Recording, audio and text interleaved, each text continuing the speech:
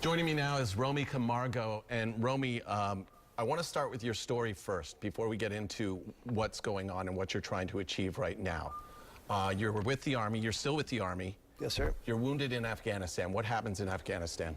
Well, it was September 16th, 2008. We were doing a humanitarian mission, and as we were pulling out of the area, we received a vicious ambush.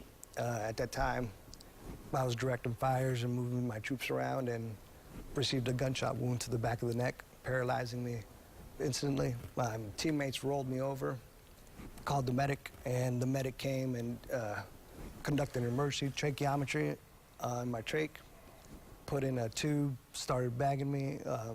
They called in the medevac and stabilized me and got me out of the country. In 3 days, I arrived at Walter Reed Medical Hospital in Washington, D.C. The net result, though, you're a quadriplegic now, correct? Yes, sir. I'm paralyzed from the shoulders down, C3 quadriplegic.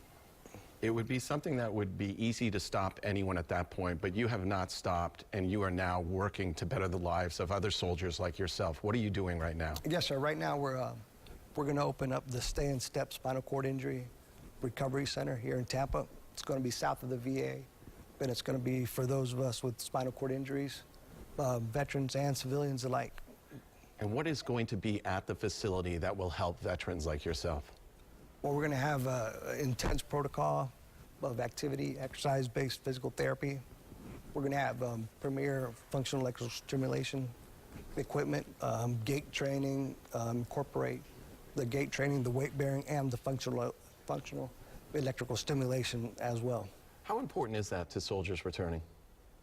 You know, when you return, if you have a spinal cord injury, it's very important that you keep at it and you keep doing physical rehabilitation, because you don't know when you can receive recovery just through the exercise-based therapy that you're doing. You have little points that when I was reading your bio that are really important for you and your family to kind of work through this.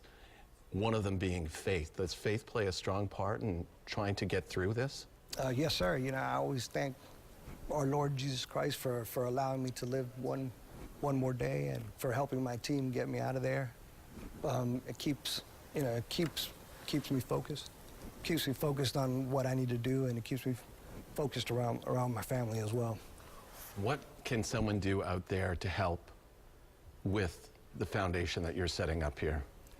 Well, right now we're running a 30-day crowdfunding campaign through the website www.stayandstep.org, and we're looking to raise $100,000 in that 30 days just so we can start getting more pieces of equipment ready, looking at just the equipment, the office equipment, everything that we need to do to open up a center. And we want to raise that $100,000 in 30 days, so hopefully we can open the doors in December.